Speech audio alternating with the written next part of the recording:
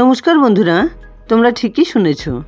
রান্নাঘরে থাকা যে কোনো বাসনেই খুব সুন্দরভাবে টক দই বানিয়ে নেওয়া যাবে। মাটির পাতিলে বা গ্লাসে কিন্তু খুব সুন্দরভাবে টক দই বানিয়ে নেওয়া যায়। আজ আমি তোমাদের সঙ্গে শেয়ার করছি রান্নাঘরে থাকা যে কোনো বাসনপত্রে বানানো টক দই রেসিপি। আমার এই ভিডিওটা ফলো করে তোমরাও কিন্তু এই উপকারী টক দই খুব সহজেই ঘরেই বানিয়ে নিতে পারো। তাহলে চলো দেরি না করে দেখে নেওয়া যাক পুরো ভিডিওটা। সবার প্রথমে গ্যাস অন করে একটা কড়াই বসিয়ে তাতে দিয়ে দিচ্ছি 1 টেবিল স্পুন জল। এবারেই কড়াইতে ঢেলে দিচ্ছি 500 ml এর আমুলের 2 প্যাকেট দুধ।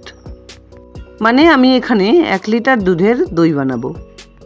এখানে আমি আমুলের যে স্লিম অ্যান্ড ট্রিম প্যাকেটটা পাওয়া যায় সেটাই নিয়েছি, তোমরা কিন্তু যে কোনো দুধ নিতে পারো। এবার দুধটাকে কন্টিনিউ নাড়াচাড়া করতে করতে জাল করে নিতে হবে। দুধ ঢেলে নেবার আগে কড়াইতে বা প্যানে যদি একটুখানি জল দিয়ে দেওয়া যায় তাহলে কিন্তু কড়াই বা প্যানে দুধ আটকে যায় না। উতলে আসার পর ফ্লেমটাকে লো টু মিডিয়ামে রেখে আরও 5 থেকে 7 মিনিট এভাবে জাল করে নিতে হবে। গরু বা মোষের দুধ দিয়ে কিন্তু খুব সুন্দরভাবে দই বানিয়ে নেওয়া যায়। আমি এখানে যে দুধের প্যাকেটটা নিয়েছি তাছাড়াও যদি ক্রিম মিল্ক দিয়ে তোমরা বানাতে চাও তবে কিন্তু এতটা জাল করার দরকার নেই। মোটামুটি 8-10 মিনিট ধরে জাল করে নেবার পর গ্যাসের ফ্লেমটাকে অফ করে দিচ্ছি। এবার আধ ঘন্টা মতো এভাবেই রেখে দুধটাকে ঠান্ডা করে নিতে হবে। এবার এখানে একটা থালায় আমি কিছু বাসন নিয়েছি একটা কাচের বাটি, একটা ফাইবারের বাটি, একটা কফি কাপ, একটা স্টিলের বাটি, একটা চায়ের কাপ। এগুলোতে করেই কিন্তু খুব সুন্দরভাবে টক দই বানিয়ে নেব। আগের দিন রাতে 1 বাটি দই আমি পেতে রেখেছিলাম। এখানে 200 ml দুধ জাল করে 100 ml বানিয়ে দইটা পেতে রেখেছিলাম। সেই দইয়ের থেকে 1-1.5 চামচ করে প্রত্যেকটা বাটি কাপে দিয়ে দিলাম। এবার দইটাকে একটু এভাবে ফেটিয়ে নিতে হবে।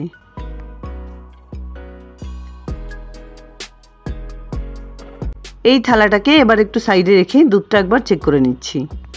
দুধটা হাতে সহ্য করা যায় এমনভাবে কিন্তু ঠান্ডা হয়ে গেছে। খুব একটা ঠান্ডা করার দরকার নেই। এবার ফেটিয়ে নেওয়া প্রত্যেকটা কাপ বাটিতে সমানভাবে দুধ ঢেলে দিচ্ছি। ভালো করে দুধটাকে জাল করে নিলে দইটাও কিন্তু খুব সুন্দরভাবে পড়ে। গরমকালে ডায়েট কন্ট্রোল করতে গিয়ে স্যালাডের সঙ্গে কিন্তু অনেকেই দোকানের কেনা টক দই খেয়ে নেয়। আমি বলবো দোকানের কেনা টক দই কিন্তু একদম খাওয়া উচিত নয়, তাতে প্রচুর পরিমাণে ডালডা থাকে। আর ডালডা শরীরে গেলে কিন্তু ক্ষতি ছাড়া কোনো রকম লাভ হয় না। তাই একটু কষ্ট করে টক দই যদি ঘরে এভাবে বানিয়ে খাওয়া যায় তাহলে কিন্তু শরীরে খুব উপকার হয়। 1 লিটার দুধ 7-8 মিনিট জাল করে নেবার পর যতটা হয়েছে ততটা দুধই কিন্তু আমি সমানভাবে সমস্ত কাপ বাটিতে ভাগ করে দিলাম। দইয়ের সঙ্গে খুব ভালোভাবে দুধটাকে মিশিয়ে নিতে হবে। আর এখানে দেখো কয়েকটা অ্যালুমিনিয়াম ফয়েল আমি কেটে নিয়েছি। এবার প্রত্যেকটা কাপ বাটিতে ফয়েলগুলোকে এভাবে লাগিয়ে নিচ্ছি।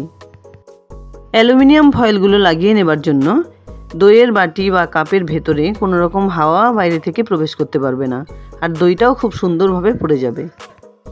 যদি অ্যালুমিনিয়াম ফয়েল ঘরে না থাকে সেক্ষেত্রে কিন্তু প্লাস্টিক দিয়ে খুব ভালোভাবে ঢেকে উপরে থালা বা প্লেট চাপা দিলেও দইটা ভালোভাবে পড়ে যাবে। আমাদের অনেকের ঘরেই কিন্তু সবসময় মাটির পাতিল বা গ্লাস বাটি পাওয়া যায় না। সেক্ষেত্রে এভাবে করে কিন্তু খুব সুন্দর করে দই বানিয়ে নিতে পারো। আর মোটামুটি 3-4 ঘন্টার মধ্যেই কিন্তু এই দইটা সম্পূর্ণভাবে রেডি হয়ে যাবে। ফিরে আসছি 3-4 ঘন্টা পর। কতটা সুন্দরভাবে পারফেক্টলি দইটা বানিয়ে নেওয়া হয়েছে। এবার কভারগুলো খুলে তোমাদের সামনে একবার দেখিয়ে দিচ্ছি।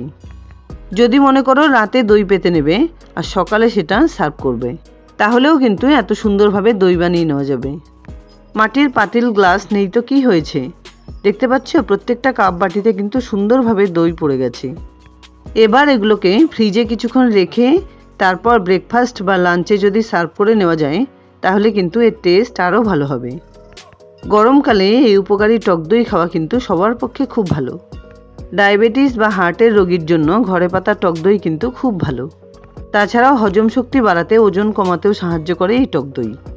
যাই হোক, দুর্দান্ত স্বাদের টক দই কিন্তু আমার এখানে বানিয়ে নেওয়া হয়ে গেছে। আশা করছি বন্ধুরা আমার এই রেসিপিটি তোমাদের খুব পছন্দ হয়েছে। যদি এতটুকুও ভালো লেগে থাকে তাহলে প্লিজ ভিডিওটাকে একটা লাইক করো, শেয়ার করো ফ্যামিলি ফ্রেন্ডসদের সঙ্গে। আর আমার চ্যানেলে নতুন বন্ধু হয়ে থাকলে প্লিজ চ্যানেলটাকে সাবস্ক্রাইব করে পাশে থাকা বেল আইকনটা অলে করে দিও, যাতে আমার আপলোড করা সমস্ত ভিডিওর নোটিফিকেশান সবার আগে তোমাদের কাছে পৌঁছে যায়। দেখা হচ্ছে নতুন কোনো রেসিপি নিয়ে। ভালো থেকো, ধন্যবাদ।